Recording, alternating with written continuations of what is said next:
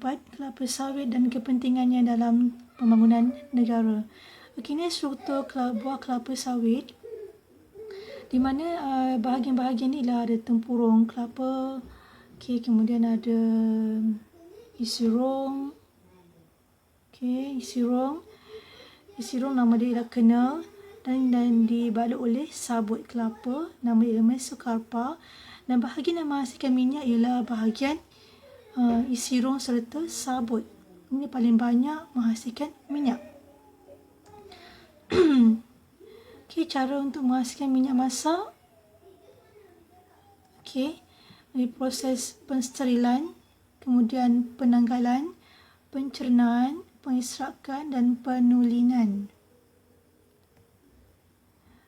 Okey, minyak masak digunakan untuk apa? Untuk buat bahan makanan, buat bahan bukan makanan seperti sabun. Okey, untuk buat bahan dalam buat aiskrim supaya bagi tahan lebih lama. Dan khasiat dia ialah dia menghasilkan membekalkan asid lemak yang perlu, vitamin A, vitamin E, vitamin K. Okey, Assalamualaikum. Kita masuk tajuk darah manusia dalam bab pengangkutan. Darah kita ada dua komponen, iaitu plasma darah yang berwarna kuning pucat dan juga ada sel darah. Sel darah ada 3 jenis, sel darah merah, platelet serta sel darah putih. Okey, sel darah manusia kita boleh asingkan dengan cara emparan. Okey, dia ada mesin emparan dia. Cara dia asingkannya, dia akan putar darah tersebut dengan kelajuan yang tinggi.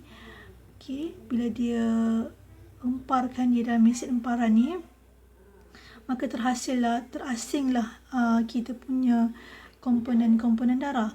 Yang paling tumpat, sel darah merah, sel darah putih serta platelet. Okay, ini bentuk platelet, sel darah putih, sel darah merah. Okay, yang lebih ringan sedikit ialah kita punya plasma darah. Okay, fungsi darah merah untuk angkut oksigen, darah putih untuk melindungi badan daripada penyakit serta melawan jangkitan, platelet pula untuk membantu membengkukkan darah dan menghentikan pendarahan. Assalamualaikum.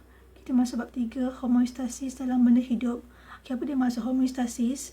Homeostasis maksudnya ialah pengekalan keadaan persekitaran dalam badan sesuatu organisma supaya seimbang dan stabil.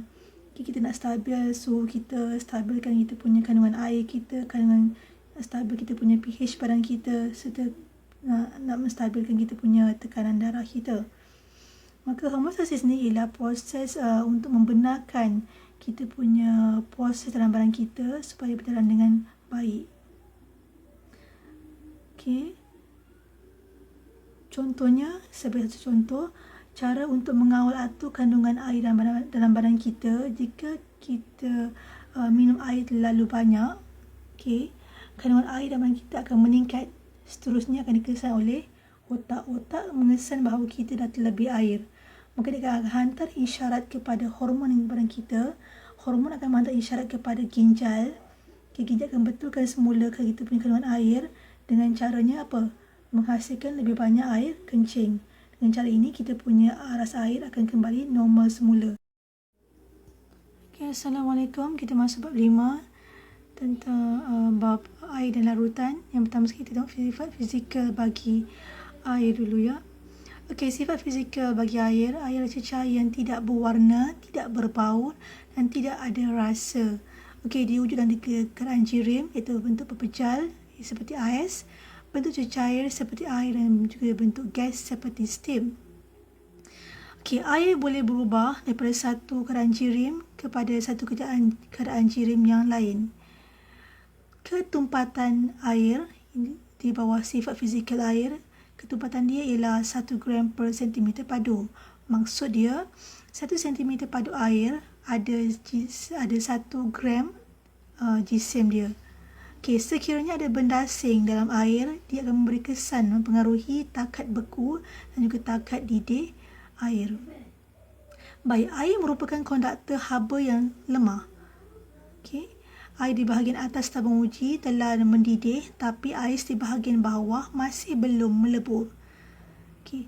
Hal ini menunjukkan bahawa air mengkondensasikan sangat sedikit haba kepada ais. Okey, Assalamualaikum. Kita masuk bab 5, genetik. Genetik, apa dia maksud genetik? Genetik ialah kajian mengenai gen, tentang pewarisan, tentang variasi sesuatu organisma, ya. Okey. Bahagian pertama sekali ialah tentang pembahagian sel. Kita tahu sel ni bentuk sel kita. Okey. Dalam sel ada nukleus yang fungsi dia untuk mengawal aktiviti sel. Dalam nukleus yang bahan untuk mengawal aktiviti sel tu nama dia ialah kromosom. Okey, nama dia kromosom. Ni kromosom. Okey, kromosom bentuk dia seperti berbenang halus. Okey. Dia ada DNA. Dalam DNA ni ada terdiri daripada nukleotida. Okey. Struktur dia seperti helix ganda 2. Okey, dalam DNA pula ada gen. Gen ialah unit asas pewarisan yang boleh menentukan ciri-ciri individu itu. Sama ada dia berambut panjang, berambut kerinting, bermata sepit, berhidung mancung, semua ditentukan oleh dalam gen ini. Okey.